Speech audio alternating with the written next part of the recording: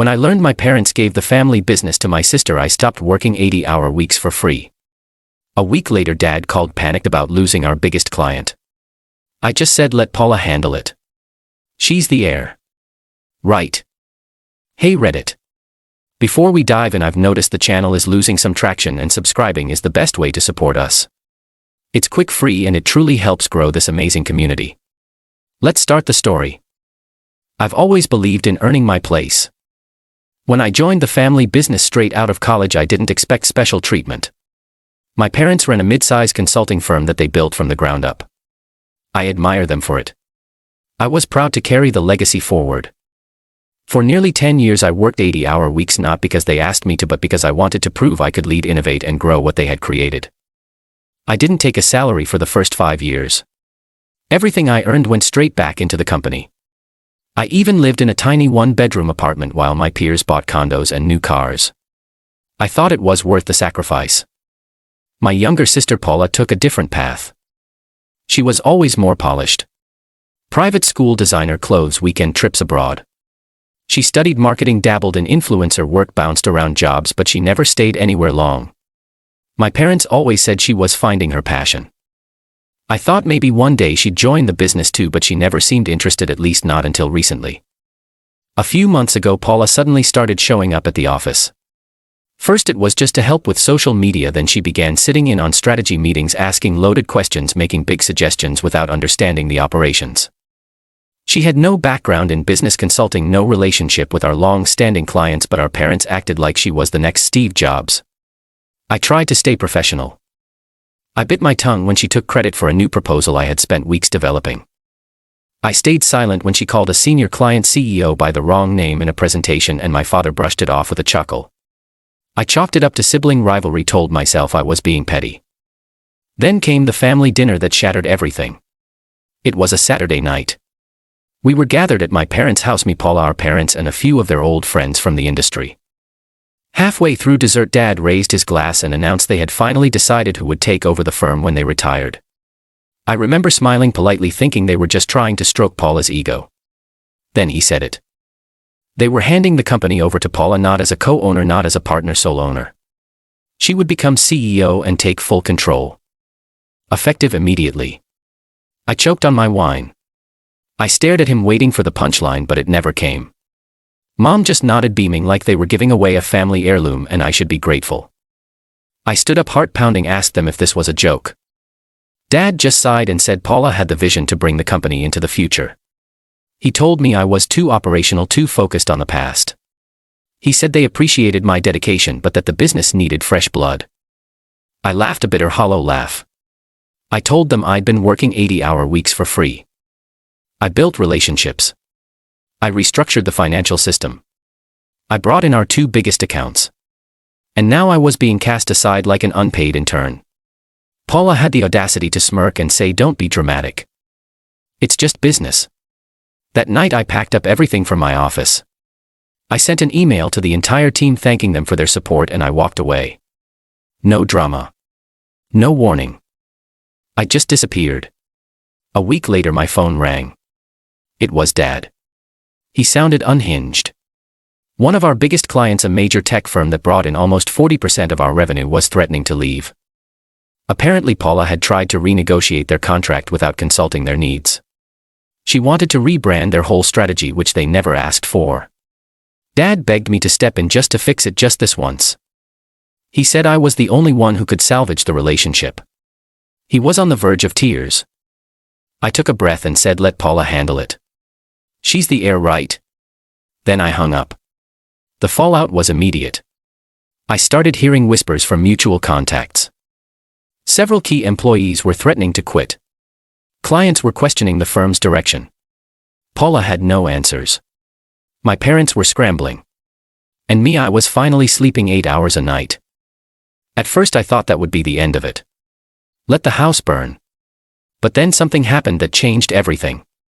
A few days after the call, I received a LinkedIn message from the CEO of the tech firm, the one Paula nearly lost. He said he respected my decision to step back, but that he missed working with me. He asked if I'd consider consulting privately, even just temporarily. He said he'd trust me with his business again, no strings attached. I met him for coffee. Then another client reached out. Then another. Within a month I had formed my own small firm. Just me and a few ex-colleagues who had quietly left the old company. We started small intentionally. No office, just laptops and late-night strategy sessions at my kitchen table. And the clients, they followed. Not all of them, but enough. Enough that I was making more money in 1 month than I ever earned in a year at my parents' company. Enough that I started getting attention. That's when Paula called. I didn't answer. Then my mother emailed asking if we could have dinner. Just the three of us, her dad and me. She said things hadn't gone as planned and they wanted to talk. I haven't replied yet. A part of me still wants to hear what they have to say. Another part is furious. They're only reaching out now that they're in trouble. And the worst part? Paula's been posting vague quotes on Instagram about betrayal and family snakes as if I stole something from her. But I didn't steal anything. I just stopped giving everything away. Now the question is, do I meet them and listen to whatever apology or request they have lined up? Or do I keep moving forward and never look back? Because if there's one thing I've learned, it's that loyalty without respect is just exploitation, and I'm done being exploited. I ended up agreeing to the dinner not because I missed them, not because I forgave them, but because I wanted to look them in the eye and see if there was even a trace of guilt. I wanted to see if they still believed what they did was just business, or if they'd finally realized they'd gambled the company away on a fantasy and lost. We met at their favorite steakhouse, the same one we used to go to for company milestones, landing new clients, closing contracts, celebrating promotions. It was surreal walking in knowing I was no longer part of that world. But the strangest part, one wasn't nervous. I felt free. They were already seated when I arrived. My father stood up awkwardly like he wasn't sure if he should hug me. He didn't. My mother gave a forced smile. Paula thankfully wasn't there. Small talk lasted all of 5 minutes before my dad cleared his throat and said we made a mistake. I stared at him. No defensiveness. No sarcasm. Just waited. We thought we were doing what was best for the company, he continued. We thought giving Paula control would take things to the next level, but it's been a disaster. Clients are pulling out. Staff turnover is through the roof. She's in way over her head. My mom jumped in. We should have listened to you.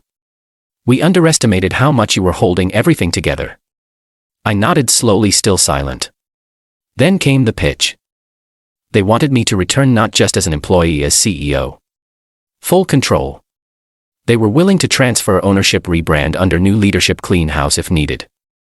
They said they'd step back completely. Paula would be out. No questions asked. It was everything I had wanted, everything I had earned. But as I looked at them, something in me twisted. Why now? I asked. Because the money dried up? Because your golden child set the place on fire? My dad flinched. Because we were wrong. And because you're the only one who can save it. For a moment I felt the old pull, the part of me that still loved that company, the legacy, the people I had mentored, the part of me that still wanted my parents' approval. But that part of me had died the moment they handed my life's work to someone who had never earned it. I already have a company, I said calmly. One that I built. One where nobody questions whether I belong. My mother's face fell. We just thought you'd want it back. You didn't think I'd want it when you gave it away. They offered to buy out my new firm, merge it with theirs, said we could rebuild together. I told them no, flat out. And then I asked the question I had been holding in since the night they blindsided me. Why her? They were quiet for a long time. Finally my dad said she needed it more. She was struggling and we thought giving her purpose would help. I laughed. Not bitterly this time, just disbelief. So you sacrificed the one daughter who was thriving to fix the one who wasn't. They didn't have a response.